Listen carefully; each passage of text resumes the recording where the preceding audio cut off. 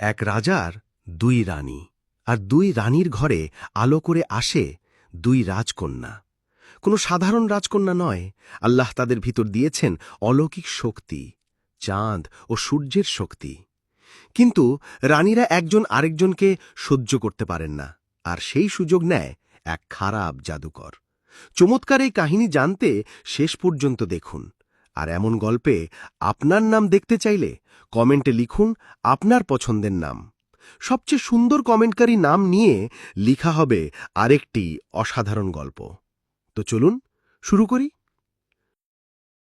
বহুকাল আগের কথা, বিস্তীর্ণ জলরাশি আর সুউচ্চ পাহাড়ের ওপারে ছিল এক ঐশ্বর্যমণ্ডিত রাজ্য, যার নাম নূরনগর।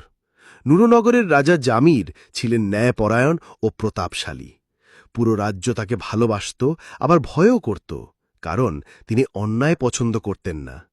তাই রাজ্যে কোনো বিভেদ ছিল না। কিন্তু রাজ্যের একমাত্র সমস্যা ছিল এক ভয়ঙ্কর জাদুকর, কালাকুলি।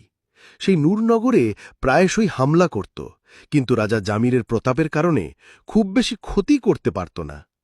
রাজা জামির কিছুতেই এই অশান্তি চিরতরে নির্মূলের উপায় খুঁজে পাচ্ছিলেন না। এছাড়াও আরেকটা গোপন সমস্যা ছিল। পুরো রাজ্য সামলাতে পারলেও ঘর সামলাতে রাজা জামির ছিলেন ব্যর্থ, কারণ তার ছিল দুই রানী, বড় রানী সুরাইয়া ও ছোট রানী মাহাতাব। তাদের মধ্যে ছিল তীব্র প্রতিযোগিতা আর চাপা রেষারেষি। দুজনেই চেষ্টা করতেন রাজাকে খুশি করে অন্যজন থেকে রাজাকে দূরে রাখতে। রাজা জামির সবই বুঝতে পারতেন, তাই তিনি দুইজনকে সবসময় সমান গুরুত্ব দেবার চেষ্টা করতেন।